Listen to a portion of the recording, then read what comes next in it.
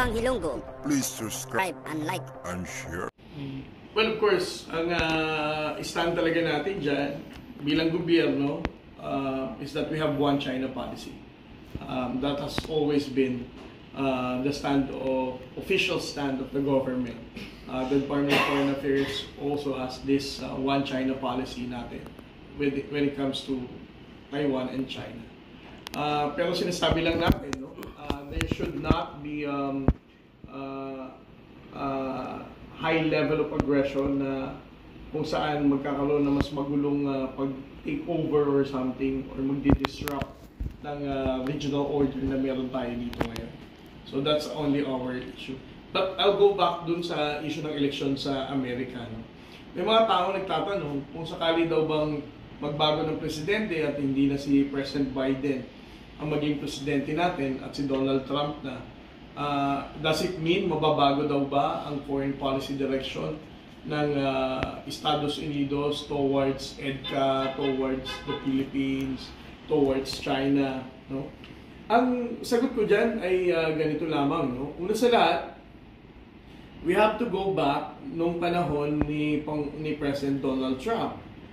During this time, his Secretary of State, Secretary Pompeo, visited Manila at siya ang kauna-unang Secretary of State na nagbigay ng mas maliwanag na commitment kung saan ang pag-atake sa ating mga barko sa South China Sea will also be an attack on the United States.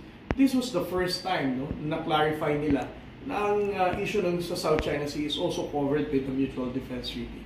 Ngayon, can we say na si Donald Trump ba mismo ang nag-utos niyan kay Secretary Pompeo? I don't think so. But one thing is clear here. No?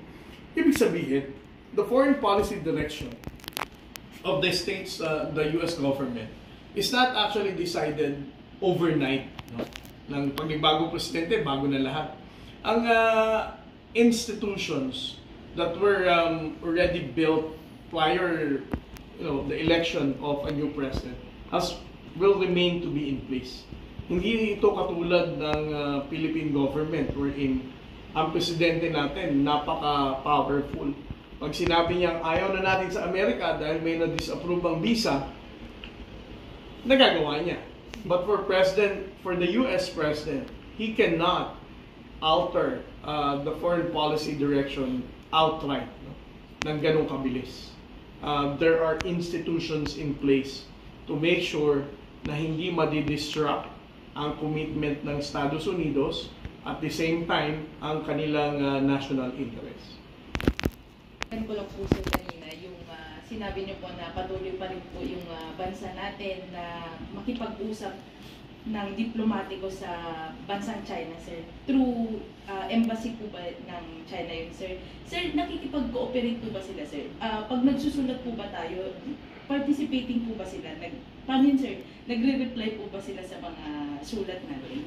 Well, honestly, I don't know. No? But it's not just through the embassy na meron tayong diplomatic negotiation. It's actually outside or higher than the embassy level. No? Our Department of Foreign Affairs directly communicates with the Ministry of Foreign Affairs ng China at kung saan ang bilateral consultative meeting is participated by the Ministry of Foreign Affairs and of course the Department of Foreign Affairs. So dito sa level na to, it's outside the embassy level. No? Ang Philippine Coast Guard natin ay meron na rin tayong building sa Pag-asa. No? This was actually inaugurated by the National Security Advisor sometime in April.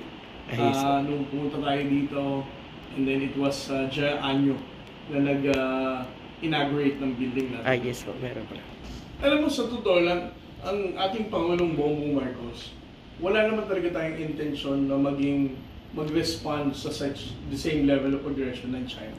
Hindi dahil sa duwag tayo, but because we are not instigators of war. Paulit-ulit niya yung sinasabi, we are peace-loving nation.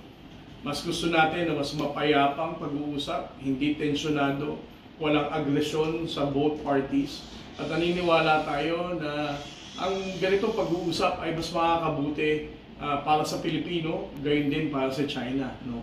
So, I think it's unfair on the part of the Armed Forces of the Philippines and also for the Philippine Coast Guard na tawagin tayong duwag dahil hindi tayo nakipag-water cannoning, paulit-ulit nila sinasabi noon. Ngayon naman, bakit daw yung mga Navy SEALs natin, hindi rin daw lumaban, hindi daw nakipagpunong kung anong level ng response ang gagawin nila. Ibig sabihin, our soldiers and our Coast Guard personnel are professional to adhere to the guidance of the Commander-in-Chief.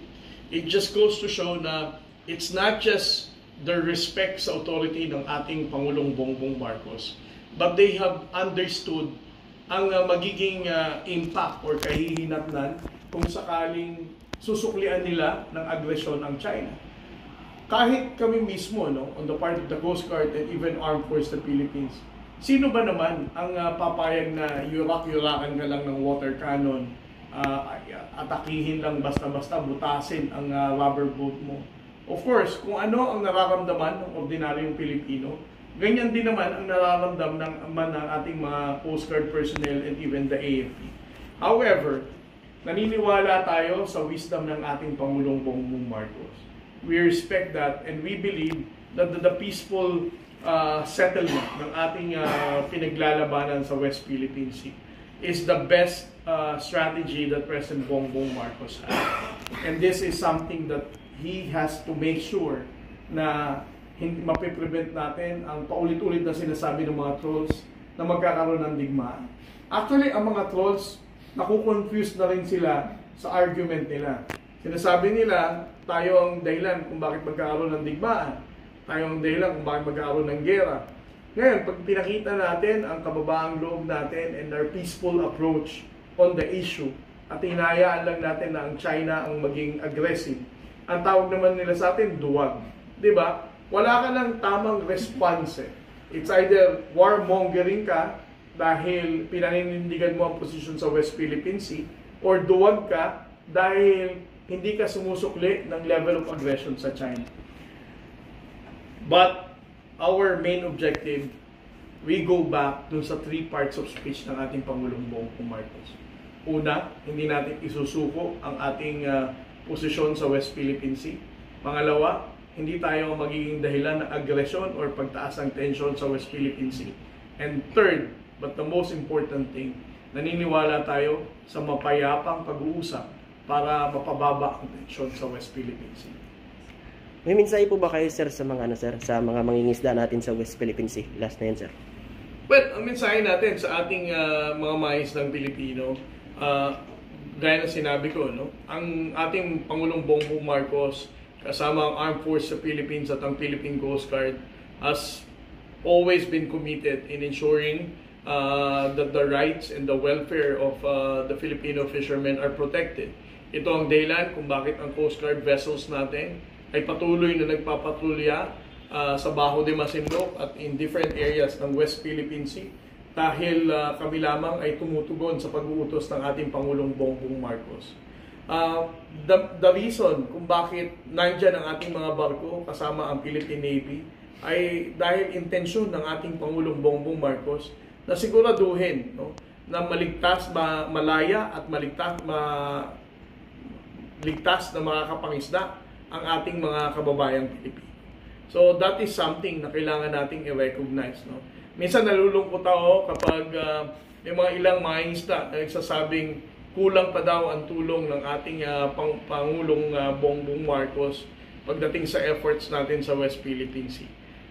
Kaya lagi kong nire-remind, the mere fact that the Coast Guard vessels, the Philippine Navy, and the entire Armed Forces of the Philippines is patrolling the West Philippine Sea, ito ay para sa kaligtasan ng ating mga mangingisdang Pilipino. Alam mo, sa totoo lang, ang masasabi ko lang sa mga trolls na ganyan, definitely they're not doing that dahil concerned sila sa Pilipinas. Definitely they're not doing that dahil concerned sila sa mga kababayan nating Pilipino. But they're doing that because they're paid to do it. Hindi ako naniniwala na itong mga trolls na to ay mga makabayang Pilipino na pupunta sa internet shop para magpakalat ng mga chismis at walang basihang aligasyon para sirain ang imahe ng ating Pangulo. Ito mga tao na to ay bayad at sunod-sunuran, at for some reason there is a motivation for them to do that. And not because they are patriotic people, but because that's the only way they can survive ang araw nila para mabayaran sila. Nakakalungkot na isipin, may mga Pilipinong ganito. May mga makasarili, selfish Filipinos that only think about themselves.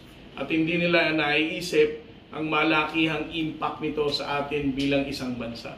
And again, this is the very objective of our transparency efforts. For the Filipino people to understand kung ano ang pagsubok na kinakaharap natin sa West Philippine Sea. Na hoping, in the next coming months or even years, matauhan na sila at malaman nila na nakakasira ito sa laban natin sa West Philippine Sea, nakakasira ito sa gobyerno, at nakaka-divide ito sa ating bilang isang nagkakaisang Pilipino.